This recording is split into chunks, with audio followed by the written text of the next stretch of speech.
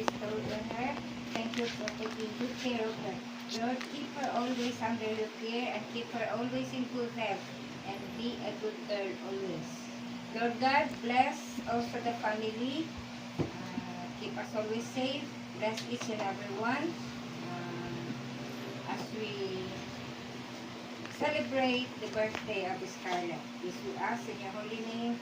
Amen. Amen. Kuya, Bless this us. is your birthday.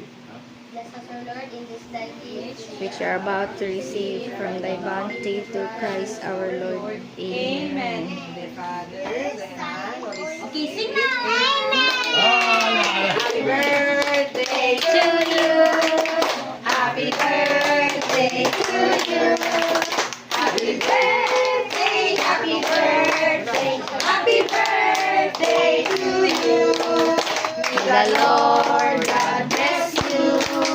May the Lord God bless you.